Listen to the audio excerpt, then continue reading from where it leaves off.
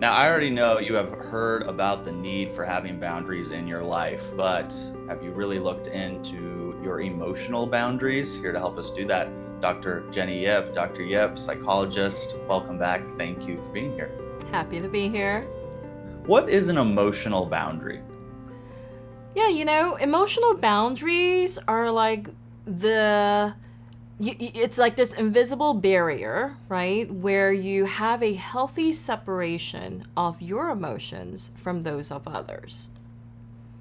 Yes, so if the clerk at the unnamed store is giving me a lot of attitude and shortness and is being rude, Hmm. I don't necessarily have to get lit up over that. That would be Absolutely me not. having an appropriate emotional boundary. Is that correct? Exactly. Absolutely. It's that you don't assume other people's emotions and you're not taking responsibility for other people's emotions. Ooh, I love that. I can tell you this is not where I thrive. I certainly need more work with emotional boundaries. We're going to talk about a lot of things here. I want to start with what an unhealthy emotional boundary may look like. So it depends on the relationship, right? So if you have unhealthy emotional boundaries, you probably have a hard time saying no to people. You have a hard time caring for yourself. You have a hard time rejecting tasks, rejecting projects, rejecting invites. You're more of a people pleaser. You're doing everything and anything for other people to not feel rejected. So that's one example. However, on the other hand, it's also if you hear someone making a negative comment or just making any comment, you feel like that you're responsible for the person's emotions. And Mm, therefore, you feel bad. You feel like you've done something wrong, and you're kind of ruminating over what you did and how it could have been different. And therefore, you're just spiraling in your own emotions because of someone else's emotions. yeah.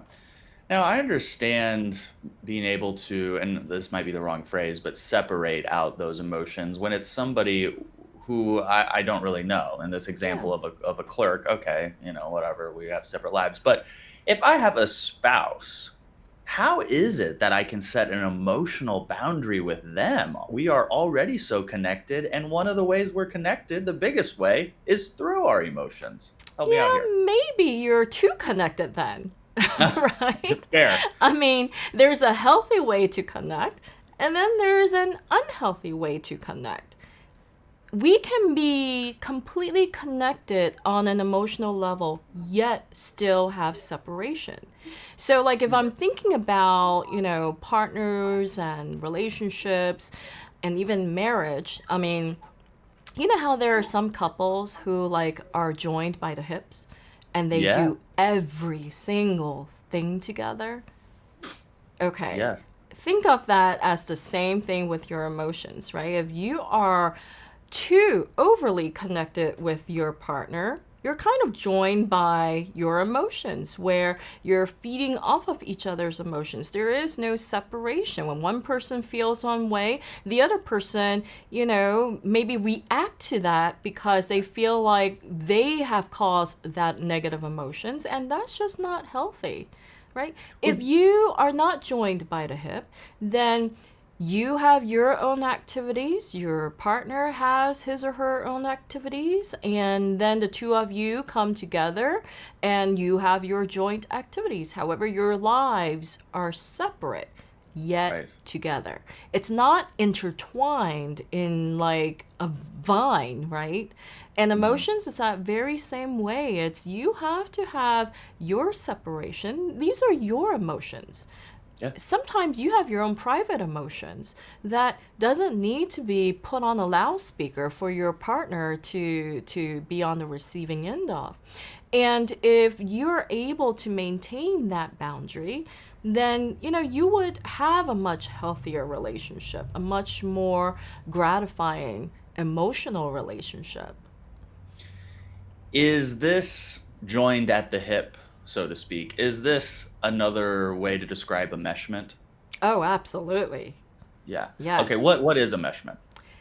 Enmeshment is when there is no separation. Is Mm. when you are in each other's business. You know everything about the other person. You expect to be a part of everything. There's just no separation. And that is very, very unhealthy. Yeah, yeah.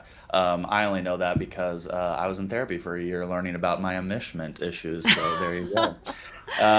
Now, what were you going to say, Dr. Yep? I was gonna say, there's another word, which is codependence, Yes.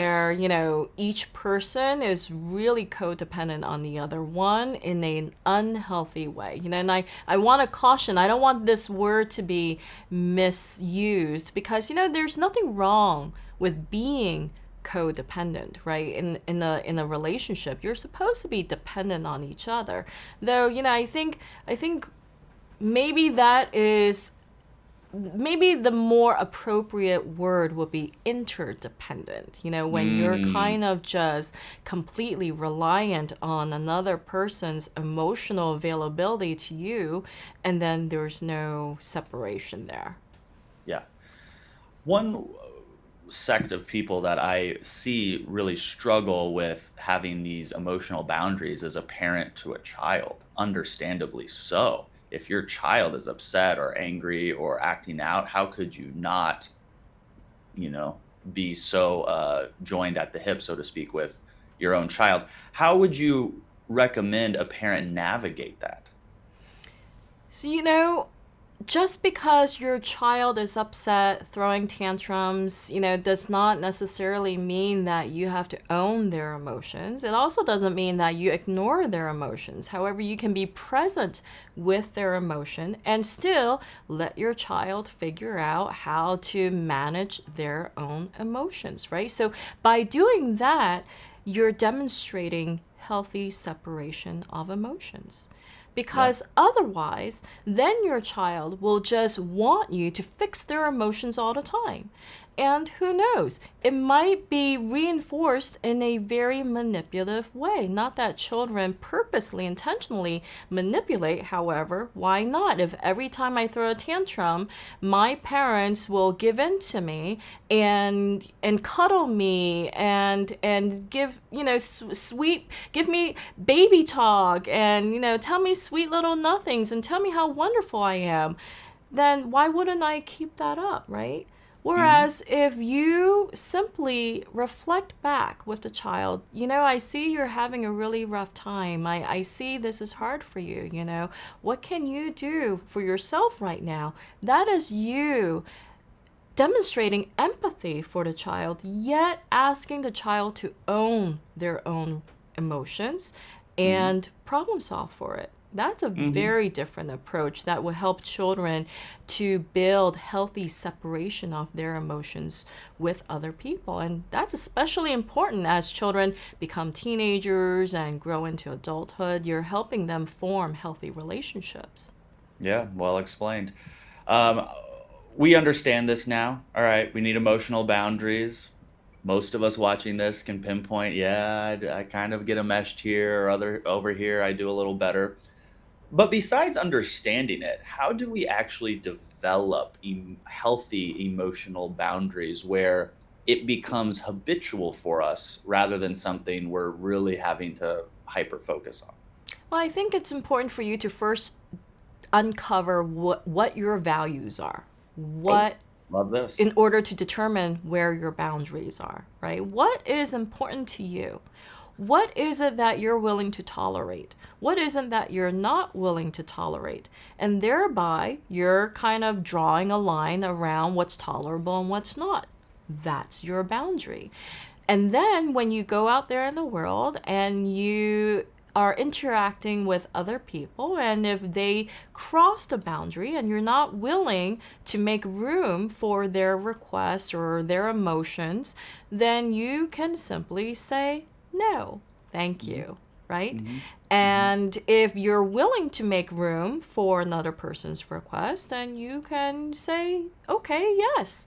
However, what you Mhm. don't want to do is not really want to make room for it, but then still say yes. That is going to create a lot of resentment, burnout, which we've talked about. So that's not healthy. The other thing is you want to be able to acknowledge without apologizing for yourself. Because the truth is, your boundaries are your boundaries. And if they are to be respected by you, why would you need to apologize for yourself? So there's no need to say, no, I'm sorry, I can't do this. Just simply say, I would love to, except I really don't have room for it, right? Mhm. On an emotional side, if you are assuming someone else's emotions, it's okay to just recognize, well, this person needs that time and space to figure out their own emotions. So when it comes to you having healthy boundaries and establishing those firm boundaries, it also means having time, requesting time and space for yourself and your emotions. For example, with my kids, if I see they're having a hard time, I would say, why don't you find a space, go to your space so that you can feel better, so that you Mhm. can recollect yourself. And, when you're ready, I'd be more than happy to join you. Yeah.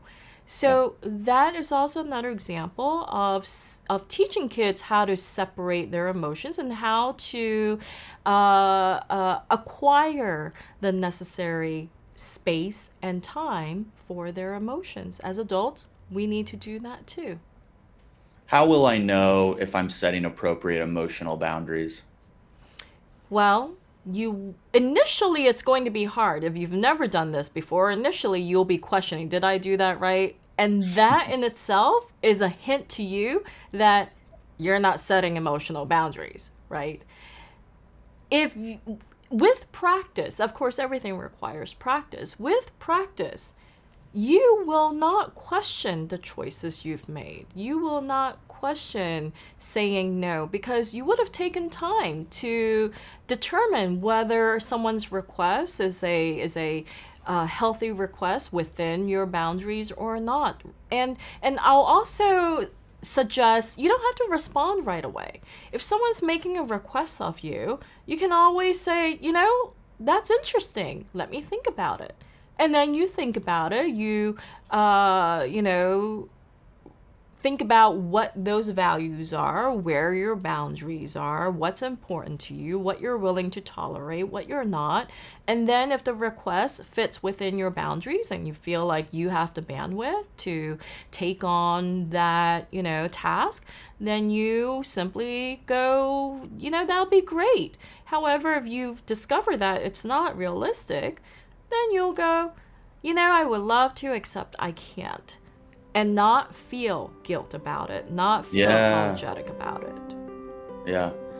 Miss Oprah taught me no is a complete sentence. So I'm right there with you. Remember, if you're attached at the hip, remember the words of Dr. Jenny Yeb. Dr. Yeb, thank you for being here and shedding light on this topic. I appreciate it.